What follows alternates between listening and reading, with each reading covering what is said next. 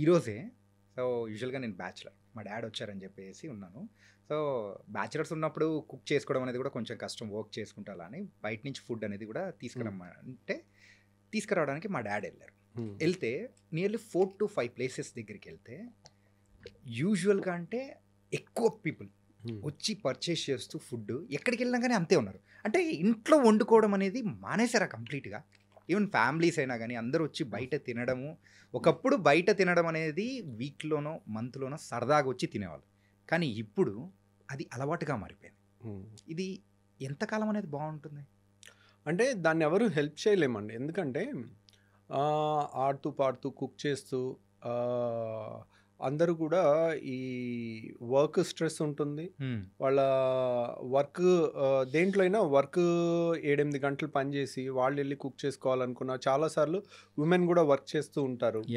ఒకప్పుడులాగా లేదు. ఇప్పుడు wife husband ఇద్దరు జాబ్ చేస్తున్నారు అనుకోండి, పిల్లలకి కుక్ చేసి పెట్టాలంటే అంత ఈజీ జాబ్ కాదు. సో ఉమెన్ చాలా నలిగిపోతూ ఉంటారు. అటు జాబ్ చూసుకోలేక, ఇటు ఇంట్లో ఫ్యామిలీని మేనేజ్ చేయలేక, ప్లస్ ఇవన్నీ మంచిగా వండి పెట్టినా టేస్ట్ కొద్దిగా తగ్గిందని వీళ్ళు మళ్ళీ బయట ఆర్డర్ పెట్టుకుంటారు. ఎటు తిప్పినా కానీ మళ్ళీ బయట నుంచి ఒక ఫుడ్ రావాల్సిందే. ఇప్పుడు పిల్లలకి మంచి హెల్తీది అని చెప్పి చేయగలం, కానీ వాళ్ళ వెనకాల తిరిగి పెట్టాలంటే ఒకప్పుడు పిల్లలకి గంట సేపు తిరిగి పెట్టేవాళ్ళు నోట్లో. ఇప్పుడు ఎక్కడ వీలవుతుందండి పాపం. అంతా ఫాస్ట్ మూవింగ్ వరల్డ్ అయిపోయింది. అంతా ఎవరి జాబ్లో వాళ్ళకి స్ట్రెస్లు అన్నీ ఉంటున్నాయి. సో ఏముందిలే, ఒక క్లిక్లో మనకు వచ్చేస్తుంది కదా, ఈజీగా అయిపోతుంది కదా. That's a convenience. కన్వీనియన్స్ని వీ కెనాట్ స్టాప్. మనం ఆపలేము. అదేంటంటే వాలంటరీగా ఓహో దిస్ ఇస్ నాట్ రైట్ అనేది మనం మెల్లగా ఇంజెక్ట్ చేస్తుంటే దే థింక్ ఓవర్, ఓకే ఇది కరెక్ట్ కాదు నాన్న, ఇది కరెక్ట్ కాదు. వారానికి ఒక రోజు అని ఒక ఫ్యామిలీలో rule, family head mother father ఒక రూల్ పెట్టుకున్నారనుకోండి, ఓకే సమ్టైమ్స్ పిల్లలు వింటారు. మెల్లమెల్లగా అలాంటి అలవాటు చేస్తే యూజువల్గా అలాంటి డిసిప్లిన్ ఫ్యామిలీస్ కూడా చాలా ఉంటున్నాయి, బయట ఫుడ్ ఎక్కువ వద్దు అని. సో కానీ దాన్ని ఆపటం అంత ఉప్పెన్లాగా మీద పడిపోతూ ఉంటుంది. It's not easy thing. Sir recent టైమ్స్లో కూడా కొన్ని బయట వింటున్నది ఏంటంటే హాస్టల్స్లో పెట్టే కొన్ని ఫుడ్స్ కొంచెం హైజీనిక్గా లేకపోవడంతో సో వాళ్ళు ఏంటంటే ఆ కడుపు నొప్పి, ఆ గ్యాస్ అనేది కూడా ఎక్కువ ఉండడం, ఇంతవరకు ఆ తేపులు ఒకటేమైనా రావడం అండ్ ఇలా బోలెడన్ని ఇష్యూస్తో కూడా వచ్చేసి ఒక ట్యాబ్లెట్ అనేది వేసేసుకుంటారు. అప్పటికేమో కొంచెం సర్దుమణిగిపోతుంటుంది అండ్ కొన్ని శాషెట్స్ వస్తాయి వాటర్లో వేసేసుకొని తాగడం. సో ఇది రెగ్యులర్గా చేస్తూ ఉన్నారనుకోండి, ఎక్కువ డ్యామేజెస్ అయ్యే అవకాశాలు ఉంటాయంటారా? అంటే ఇప్పుడు చూడండి, ఒకప్పుడు కూడా మన పెద్దవాళ్ళు అనేవాళ్ళు వేరే వాళ్ళు బాగుపడుతున్నారంటే అసూయ పడేవాళ్ళు, ఈర్చే వాళ్ళకి వీడి కడుపు మంట వస్తుందని అంటారు.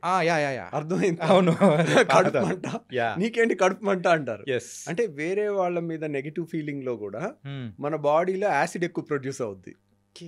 సో యాసిడ్ ఎక్కువ ప్రొడ్యూస్ అయితే ఏమవుతుంది, అల్సర్స్ ఫామ్ అవటం, ఎసిడిటీ ఫామ్ అవటం, తేపులు ఎక్కువ రావటం, ఇవన్నీ కూడా ఉంటాయి. సో అలాగే ఇప్పుడు అన్హెల్దీ ఫుడ్ ఉంటుంది, స్ట్రెస్ ఉంటుంది, స్ట్రెస్లో కూడా యాసిడ్స్ ఎక్కువ ప్రొడ్యూస్ అవుతాయి. సో కంటెంట్ అట్లీస్ట్ మంచి కంటెంట్ తిన్నాం అనుకోండి, మన ట్రెడిషనల్ మీల్ ఎలా ఉంటుంది, ఒక కూర అన్నం, ఒక పప్పు అన్నం, ఒక పెరుగు అన్నం, అన్నీ చక్కగా ఫినిష్ చేసుకుని లాస్ట్కి పెరుగన్నంతో ఫినిష్ చేస్తాం. పెరుగులో ఏముంటాయి, లాక్టోబాసిల్లస్ ఉంటుంది. లాక్టోబాసిల్లస్ అంటే అది నైట్ అంతా తోడు పెట్టిన పెరుగు ఉంటుంది కదా, దాంట్లో కొన్ని గుడ్ బ్యాక్టీరియా ఉంటాయి. ఆ లాక్టోబాసిల్లస్ అనేది చాలా మంచిది గట్ హెల్త్కి. మన మంచి బ్యాక్టీరియాని బాడీలో పెంపొందిస్తుంది. ఇలాంటివి మన ట్రెడిషనల్ ఫుడ్ కొంచెం టేస్ట్ తగ్గినా దానికి అడ్జస్ట్ అయ్యి ఉంటే కనుక యూజువల్గా మన గట్ హెల్త్ ఇంప్రూవ్ అవుతుందండి. ఒకప్పుడు మా చుట్టాల్లో ప్రొఫెసర్ వెంకటేశ్వరరావు గారు అని ఉన్నారు. He was a very famous scientist అనమాట. ఆయన చెప్తా ఉంటారు, ఆయన హీఈస్ ఇంటూ 75 అలా ఉంటుంది. ఆయన చెప్తా ఉంటారు, మా చిన్నప్పుడు మేము సద్దన్నం తినేవాళ్ళం, అసలు ఎంత టేస్టీగా ఉండేదో రవి అని ఆయన డిస్క్రైబ్ చేస్తుంటే అయ్యో ఐఎమ్ మిస్సింగ్ సంథింగ్ అని అనిపిస్తూ ఉంటుంది. ఇప్పటికైనా కానీ ఉదయం వెళ్ళి ఈ టిఫిన్లు ఇడ్లీలు ఏమీ లేవు, ఉదయం వెళ్ళగానే మాకు ఇంత సద్దన్నం పెడతావా అని అనేవాళ్ళం. వాళ్ళు ఆ చేసే ప్రాసెస్ని అంతా అదొక ఫ్యాసినేటింగ్గా చెప్తారు. That is also fermented food. Night పెట్టేసి అండ్ మార్నింగ్ తినడం. ఎప్పుడైతే ఫెర్మెంట్ చేస్తామో, ఇప్పుడు చూడండి దోశ పిండి ఉంటుంది, మీరు ఈ రోజు రుబ్బి ఈ రోజు దోశ ఏంటి టేస్ట్ ఉండదు. అవును, దాన్ని 1 or 2 days మినిమం పులిస్తేనే దాని టేస్ట్ ఉంటుంది.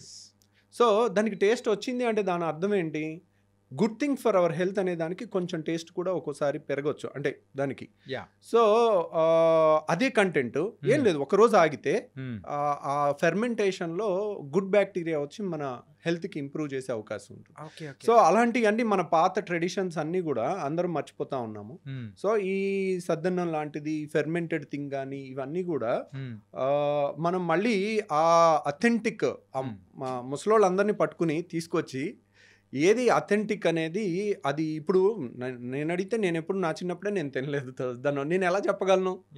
మా ముందు జనరేషన్ వాళ్ళు చెప్తుంటే వింటా ఉన్నాం.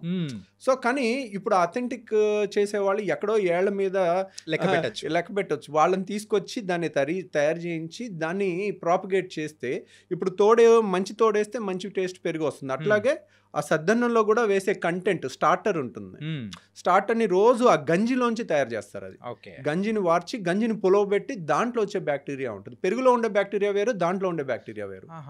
సో ఆ స్టార్టర్ నుంచి తయారు చేయటం అనేది ఇప్పుడున్న వాళ్ళలో ఎంతమంది చెప్తారు ఇది సద్దన్నం అని, కానీ ఆ అథెంటిసిటీ అనేది రియల్గా మళ్ళీ మనం రీడిస్కవర్ చేసుకోవాల్సిన టైం వచ్చింది మన గట్ హెల్త్కి.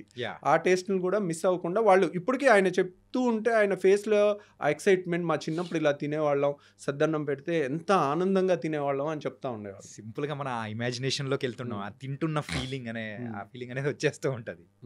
ఓకే సార్, ఈ ఫుడ్స్ విషయానికి వచ్చాం కాబట్టి ఫుడ్స్ విషయంలో మెయిన్గా మన హైదరాబాద్ డిసీస్ అనే కాదు, ఇప్పుడు ప్రెజెంట్ ఉన్న ట్రెడిషన్ ప్రకారం అయితే అందరూ కూడా biryani is very common thing. బిర్యానీలో లాట్ ఆఫ్ మసాలాస్ అన్నీ ఉంటాయి.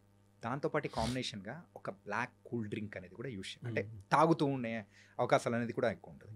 ఈ రెండింటి కాంబినేషన్ సో మన గట్ హెల్త్కి ఏమైనా ప్రాబ్లం తెస్తుందా? సో బిర్యానీస్ వల్ల మన ప్రాబ్లం తెస్తుందా అంటే యూజువల్గా వన్స్ ఇన్ ఎ వీక్ తిన్నాం అనుకోండి, ఓకే ఇట్స్ ఓకే. బట్ బిర్యానీని కూడా ఇంట్లో మంచిగా చేసుకుని కూడా చాలా బాగా కుక్ చేసుకుని కూడా తినొచ్చు. ప్లస్ కూల్ డ్రింక్ అనేది కూడా once in a week is okay.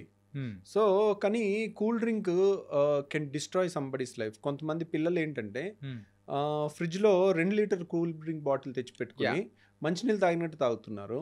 వాళ్ళు అసలు that is very destructive thing అనమాట. Cool drinks are not good, more dangerous than alcohol నేను చెప్తాను. కూల్ డ్రింక్స్ ఎక్కువ తాగటం. Okay. So it has not because of gas వల్ల కాదు. Gas is very good. Gas ఏముంటుంది దాంట్లో ఉండేది కార్బన్ డైఆక్సైడ్. కార్బన్ డైఆక్సైడ్ తాగామనుకోండి వెంటనే తేపు వచ్చేస్తుంది, లేదంటే కరిగిపోయినా కానీ గాల్లో మనం ఆక్సిజన్ కన్నా కార్బన్ డైఆక్సైడ్ 20 times ఫాస్ట్గా బాడీలోకి వెళ్తుంది. అలాగే 20 times ఫాస్ట్గా బ్రీతింగ్లోంచి బయటకు వచ్చేస్తుంది. So 20 times faster diffusion. కాబట్టి మనకి carbon dioxide is not unhealthy. But ఆ కూల్ డ్రింక్లో ఒక కోకా కోలా గ్లాస్లో 16 ప్యాకెట్ల షుగర్ ఉంటుంది. 16 ప్యాకెట్ల షుగర్. మీరు కోకా కోలా సీఈఓని ఇంటర్వ్యూ చేసింది ఉంది, మీరు కావాలంటే యూట్యూబ్లో చూడొచ్చు. కోకా కోలా సీఈఓని మన సినిమా హాల్లో తీసుకునే ఈ సైజు కూల్ డ్రింక్ గ్లాస్ ఉంటుంది. ఈ గ్లాస్లో ఎన్ని ప్యాకెట్ షుగర్ ఉంటుంది అని అంటే 16 ప్యాకెట్ల షుగర్. 5-star హోటల్లో మనం టీ కలుపుకునేటప్పుడు ఇస్తారు చూడండి, అలాంటి 16 ప్యాకెట్లు మినిమం షుగర్ ఉంటుంది. సార్ ఒక చెంచా మనము షుగర్ వేసుకుంటేనే కాఫీలో అరే ఎక్కువ అయిపోయిందని చెప్పేసి అని అనుకుంటుంటాము. కాకపోతే ఇంత టూ మచ్ ఆఫ్ షుగర్ అనేది కూడా మనం కన్జ్యూమ్ చేస్తున్నామంటే ఆ టేస్ట్ అనేది ఆ గ్యాస్, ఆ కూలింగ్ అండ్ ఈ షుగర్ 3 కలిసేసరికి వస్తుంది. ఓకే. సో యాక్చువల్గా మీరు గ్యాస్ లేదనుకోండి, అసలు గ్యాస్ అంతా జస్ట్ షేక్ చేసి గ్యాస్ అంతా తీసేసి ఒట్టి కూల్ డ్రింక్ తాగండి, ఎవరు తాగలేడు. కూలింగ్ లేకుండా వేడిగా తాగలేదు. సో షుగర్ లేకుండా కొద్దో గొప్ప తాగొచ్చు. సో మోస్ట్ డేంజరస్ మనకు చిన్నప్పుడు గోలీ సోడాలు ఉండేవి. అవును. సో దాంట్లో కూడా కార్బన్ డైఆక్సైడ్ ఉండేది. దాంట్లో ఎక్కువ షుగర్ ఏమి ఉండదు. నిమ్మకాయ సోడా, నిమ్మకాయ వేసి కొంచెం ఉప్పు అన్న వేసుకోవచ్చు, కొంచెం మనం షుగర్ అన్న ఒక చెంచాను వేసుకుని తాగేస్తే ఇట్స్ నాట్ దట్ డేంజరస్. కానీ ఇప్పుడున్న వాటిలో ఆ కాన్సన్ట్రేషన్ పెంచి కాంపిటీషన్లో మా దాంట్లో ఎక్కువ ఎఫెక్ట్ అంటే మా దాంట్లో కిక్ ఎక్కువ, దీంట్లో కిక్ ఎక్కువ, దాంట్లో ఏం కలుపుతాం ఇమ్మెటీరియల్, మన సేల్ ఎంత అయింది అనేది ముఖ్యం. రైట్. అది రిజల్ట్స్ అనేది కావాల్సిందండి. ఇప్పుడు ఒక కంపెనీ ఒక సీఈఓని ఎంప్లాయ్ చేసింది అనుకోండి, ఏం చూస్తుంది, లాస్ట్ ఇయర్ ఎంత టర్న్ ఓవర్, నువ్వు ఇయర్ ఏం చేసావు, నువ్వేం పొడిచావు, ఎప్పటి నుంచో ఉన్నది, నువ్వు ఏ విధంగా దీన్ని పెంచావు, అంతే కదా అడిగేది వాళ్ళని. నువ్వు ప్రపంచంలో ఆరోగ్యాన్ని నువ్వు పెంచావని కంపెనీ అడుగుతుందా? అడగదు. మల్టీనేషనల్ కంపెనీస్కి అస్సలు అడగదు. కాబట్టి నువ్వు లాస్ట్ ఇయర్ టార్గెట్ ఎంత, ఈ ఇయర్ టార్గెట్ ఎంత పడింది, ఎంత పెరిగింది, నువ్వేం చేసావు అంతే అడుగుతారు. కానీ మన దాంట్లో ఎంత హెల్త్ చేసావు, ఎంత హెల్త్ సొసైటీకి ఇస్తున్నావు అది అడగరు. ఓకే, వాటికి 24 గంటలు అడ్వర్టైజ్మెంట్లు ఉంటాయి. గుడ్ హెల్త్కి ఎవడు అడ్వర్టైజ్మెంట్ చేయాలి? ద కన్సెప్షన్ ఆఫ్ షుగర్ని కూడా తీసుకుంటున్నాము. అండ్ తలుచుకుంటుంటేనే ఒక రకంగా కూల్ డ్రింక్ అంటేనే భయం వేస్తుంది, చాలా డిస్టెన్స్ ఉండాలనిపిస్తూ ఉంది. ఓకే, అండ్ ఈ మసాలాస్ దాని గురించి కూడా మాట్లాడుకుందామా సార్? ఏంటంటే కొన్ని మసాలాస్ కొంత మోతాదు వరకు ఆ బాడీకి ఇట్స్ హెల్తీ అనుకుంటాం, కాకపోతే ఎప్పుడు దాన్ని దాటితే మన గట్ కానీ లేకపోతే ఆ గ్యాస్ట్రిక్ ప్రాబ్లమ్స్ ఎప్పుడు వస్తూ ఉంటాయి? అంటే ఇప్పుడు మన మసాలాస్లో ఇప్పుడు చాలా వరకు అల్లం కానీ, తెల్లుల్లి కానీ ఇవన్నీ కూడా కొంత యాంటీ ఆక్సిడెంట్ ప్రాపర్టీస్ ఉంటాయి. They are not very bad. So తర్వాత దాల్చిన చెక్క కానీ, కొన్ని ఫ్లేవరింగ్ థింగ్స్ కానీ, ఇవన్నీ కూడా చాలా మంచి ఫ్లేవర్ని ఇస్తాయి. వాటిలో హెల్త్ ప్రాబ్లం ఏమి ఉండదండి. యూజువల్గా ఓన్లీ మసాలా వల్ల కొంతమందికి ఎసిడిటీ ఆల్రెడీ ఉన్న వాళ్ళకి, లోపల అల్సర్స్ ఉన్న వాళ్ళకి కానీ, లేకపోతే రిఫ్లెక్స్ అంటారు, అంటే వాళ్ళకి ఒక వాల్వ్ లూజ్గా ఉంటుంది. ఓకే, పేగులో పైనుంచి కిందకి వెళ్ళాలి కానీ కింద నుంచి పైకి రాకూడదు. ఆ వాల్వ్ ఒకటి ఉంటుంది ఇక్కడ. ఆ వాల్వ్ అంటే ఛాతీకి పొట్టకి మధ్యలో ఒక వాల్వ్ ఉంటుంది.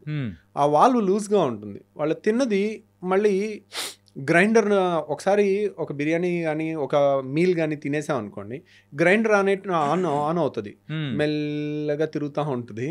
అది చిలికినట్టు చేసి 5 నిమిషాలకు ఒకసారి చిన్న పేగులోకి పంపిస్తుంది. ఓకే, స్టమక్లో గ్రైండింగ్ అవుతూ ఉంటుంది. 5 నిమిషాలకు ఒకసారి ఇన్లెట్ ఏమో ఒకటి, అవుట్లెట్ ఒకటి ఉంటుంది. అవుట్లెట్ క్లోజ్ ఉంటుంది, ఎప్పుడు తెరుచుకోదు. 5 నిమిషాలకు ఒకసారి తెరుచుకుంటుంది, కొంత ఫుడ్ని పేగులోకి పంపిస్తుంది, అది డైజెస్ట్ అవుతూ ఉంటుంది, అబ్జర్వ్ అయిపోతూ ఉంటుంది.